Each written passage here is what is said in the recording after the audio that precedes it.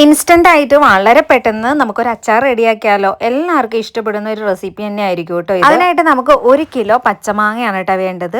അത് നന്നായിട്ട് കഴുകി അതിനുശേഷം നമുക്കൊന്ന് തുടച്ചെടുക്കാം.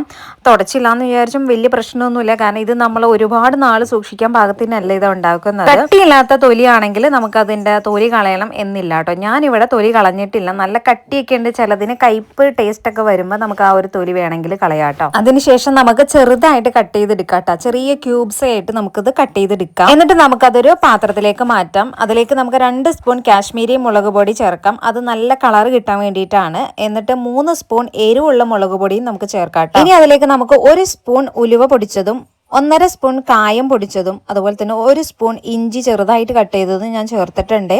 കുറച്ച് കറിവേപ്പിലയും നമുക്ക് ചേർക്കാം. അതുപോലെ 2 ടേബിൾ സ്പൂണോളം ഉപ്പും അതുപോലെ 2 ടേബിൾ സ്പൂണോളം വിനാഗിരിയും കൂടെ നമുക്ക് ചേർക്കാം കേട്ടോ. ഒരു 2 ടേബിൾ സ്പൂണോളം വെളിച്ചെണ്ണയും കൂടി ഞാൻ ഒഴിച്ചിട്ടുണ്ട് കേട്ടോ. ഇതെല്ലാം കൂടെ നന്നായിട്ട് നമുക്ക് കൈ ഉപയോഗിച്ചിട്ട് നന്നായിട്ട് മിക്സ് ചെയ്ത് കൊടുക്കാം. കൈ ഉപയോഗിക്കുമ്പോഴാണ് എല്ലാം കൂടി ആ മാങ്ങയിലായിട്ട് നന്നായിട്ട് പിടിക്കുക. ചെറിയ ചൂടുവെള്ളം നമുക്കൊരു 1/4 ഗ്ലാസോളം നമുക്ക് ഒഴിച്ചു കൊടുക്കാം. എന്നിട്ട് ഒന്നുകൂടെ മിക്സ് ചെയ്തെടുക്കാം. നമുക്കിത് അപ്പം തന്നെ യൂസ് ചെയ്യാം. പിന്നെ ഒരു 1-2 മണിക്കൂറോളം കുറച്ച് റെസ്റ്റ് ചെയ്യാനായിട്ട് വെക്കുകയാണെങ്കിൽ കുറച്ചും കൂടി നമ്മുടെ ആ എരിവും പുളിയും കാര്യങ്ങളൊക്കെ നമ്മുടെ മാങ്ങയിലേക്ക് പിടിച്ചിട്ടുണ്ടാവും കേട്ടോ. നമ്മുടെ ഇൻസ്റ്റന്റ് മാങ്ങാച്ചാർ റെഡി ആയിട്ടുണ്ട്. ഇത് നമുക്ക് സദ്യക്ക് റെഡിയാക്കാൻ പറ്റിയ ഒരു റെസിപ്പി തന്നെയാണ് കേട്ടോ. അപ്പോൾ എല്ലാവരും ഒന്ന് ട്രൈ ചെയ്ത് നോക്കുക, ഫീഡ്ബാക്ക്സ് അറിയിക്കുക. വീഡിയോ ഇഷ്ടമായ സബ്സ്ക്രൈബ് ചെയ്യാൻ മറക്കരുത്. അതുപോലെ വീഡിയോ ലൈക്ക് ചെയ്യാനും നിങ്ങളുടെ അഭിപ്രായങ്ങൾ അറിയിക്കാനും മറക്കരുത്. നമുക്ക് മറ്റൊരു റെസിപ്പി ആയിട്ട് വീണ്ടും കാണാം. അതുവരെ ഓക്കെ, ബൈ, താങ്ക്